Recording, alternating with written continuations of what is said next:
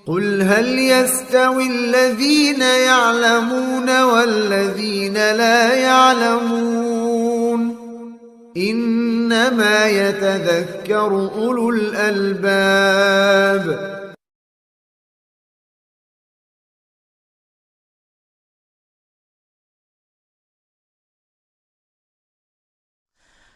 Jiwa kita, sekali lagi jiwanya kita harus terus kita kekang. Jiwanya kita ini harus terus kita kondisikan untuk tunduk taat kepada Rabbnya kita Allah Subhanahu wa taala. Hukum asal jiwa itu apa yang disebutkan oleh Allah Subhanahu wa taala, innan nafsa la ammaratum bisu illa ma rahima rabbi. Sesungguhnya jiwa itu selalu mengarah, selalu mengajak, selalu menyerukan kita kepada perkara-perkara yang jelek. Itu hukum asalnya jiwa itu. Makanya juga Al-Hafidh Ibnu Hajar rahimahullah ta'ala dalam kitab beliau Fathul Bari jilid 11 halaman 338, beliau mengatakan anna lin nafsi sifatain. Jiwa itu memiliki dua sifat, ya. Anna lin nafsi sifatain. Jiwa itu, jiwa yang kita miliki ini memiliki dua sifat, kata Al-Hafidh Ibnu Hajar Al-Asqalani alaihi rahmatullah. Yang pertama kata beliau, inhimakun fis syahawat, tenggelam, hanyut dalam hawa nafsu. Itulah sifat dari jiwa ini. Inhimakun fis syahawat, tenggelam, hanyut dalam hawa nafsu. Yang kedua, imtina'un anit ta'at, senantiasa mencegah kita, menghalangi kita dari ketaatan kepada Allah Subhanahu wa taala. Itulah dua sifat yang dimiliki oleh jiwanya kita. Ya. Tenggelam, hanyut di dalam pemenuhan hawa nafsu.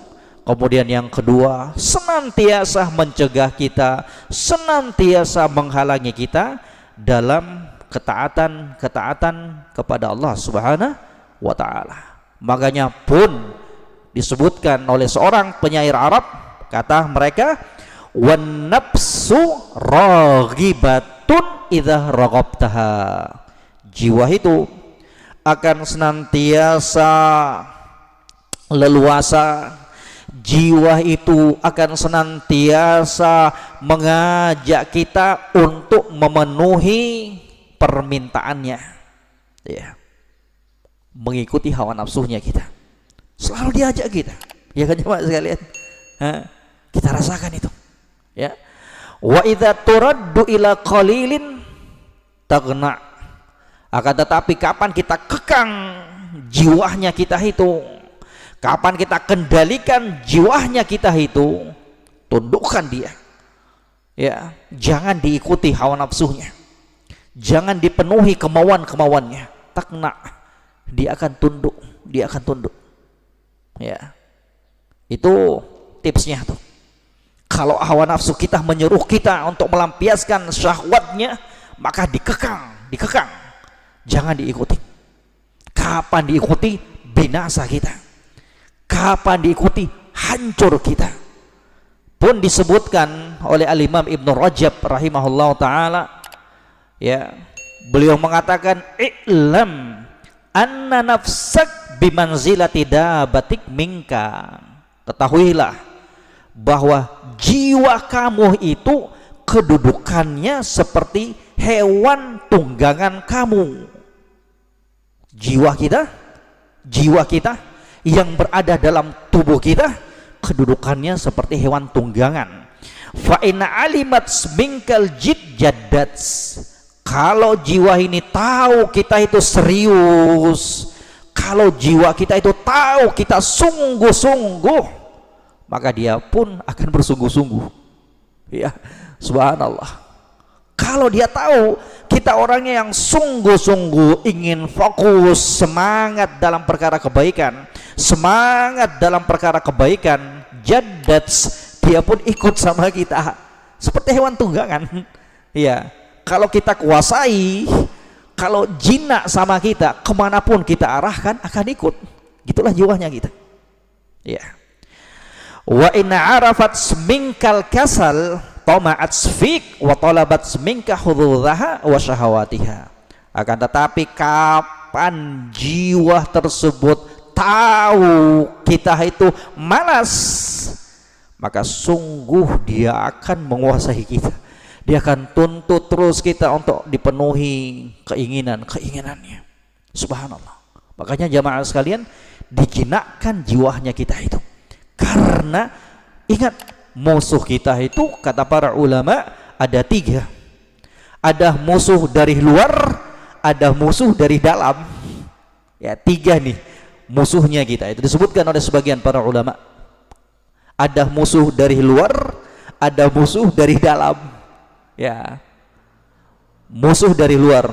Siapa itu? Al-adu, dari kalangan orang-orang kafir, dari kalangan orang-orang yang memerangi dan memusuhi Islam dan kaum muslimin. Ada pula musuh yang bentuknya syaitan, ya, dari kalangan jin dan manusia. Ya. Kemudian yang ketiga kata para ulama, an-nafsu, jiwanya kita. Ya, inilah musuh dari dalam tubuhnya kita. Hanya harus diperangi. Dalam hadis yang sahih kata Nabi sallallahu alaihi wasallam, al-mujahidu man jahada nafsahu fi sabilillah. Al-mujahid, orang yang berperang. Al-mujahid, seorang mujahid itu siapa? Man jahada nafsahu fi sabilillah, yaitu orang-orang yang memerangi jiwanya, orang-orang yang berupaya untuk menjinakkan jiwanya di jalan Allah Subhanahu wa taala, di jalan ketaatan Allah Subhanahu wa taala.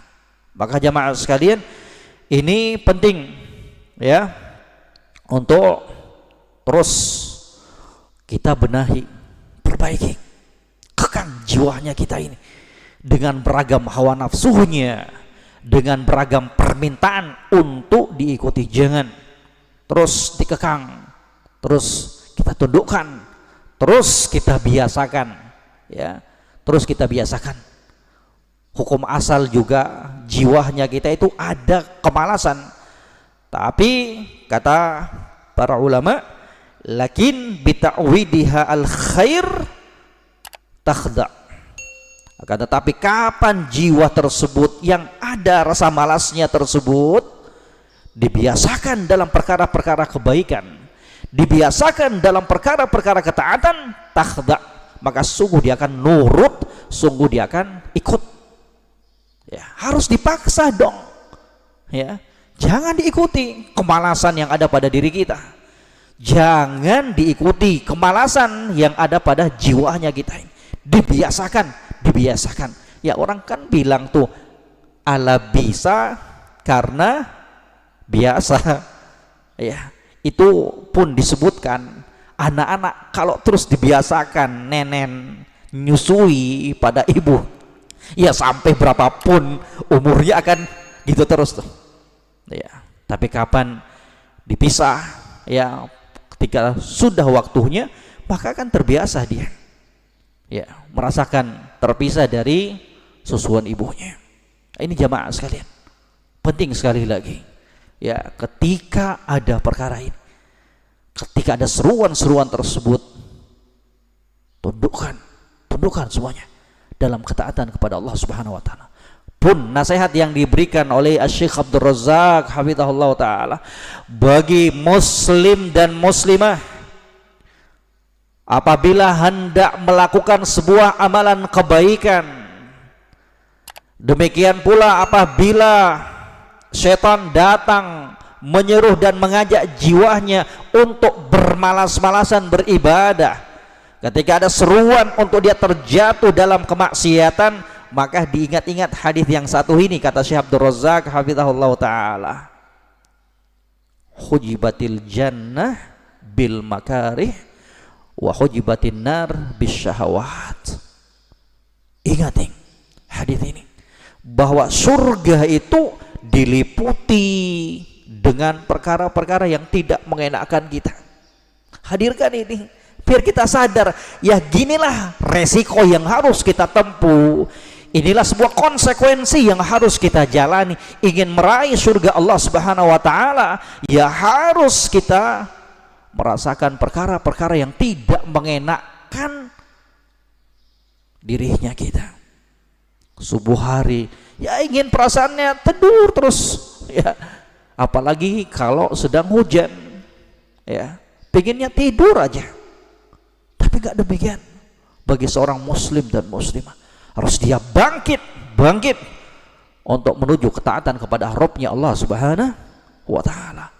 Pun demikian ketika syahwat tersebut mengajak kita untuk lalai, jiwa kita mengajak dan menyerukan dalam perkara-perkara yang tidak baik, maka diingat, wa hujibatin nar bisyahawat, dan surga itu diliputi dengan perkara-perkara yang penuh dengan hawa nafsu.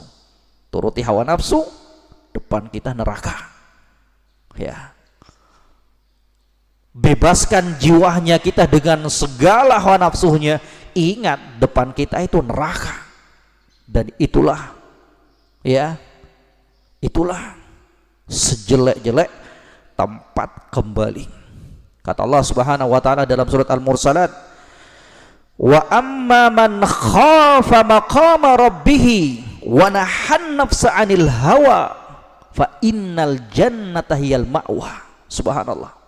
Ini keutamaan yang akan diperoleh bagi mereka yang mampu mengekang hawa nafsunya, jiwanya, untuk selalu tunduk dalam ketaatan kepada Rabbnya Allah Subhanahu wa taala. Wa amma man khafa maqama rabbih, dan untuk orang yang takut tentang, ya, takut akan kedudukan Rabbnya Allah Subhanahu wa taala. Untuk orang-orang yang takut kepada Allah Subhanahu wa taala, satu, takut kepada Allah. Wa nahan nafsa 'anil hawa, dan dia cegah, dia tahan, dia kekang hawa nafsunya. Fa innal jannata hiyal ma'wa, sungguh surga itu layak untuk dia, ya, layak untuk tempat tinggal dia, ya. Wa nahan nafsa 'anil hawa, dia kekang hawa nafsunya tersebut, dia kekang jiwanya tersebut dari hawa nafsu yang terus menggodanya, yang terus berupaya untuk menggiringnya dalam kelalaian dan dalam perkara-perkara yang dibenci oleh Allah Subhanahu wa taala.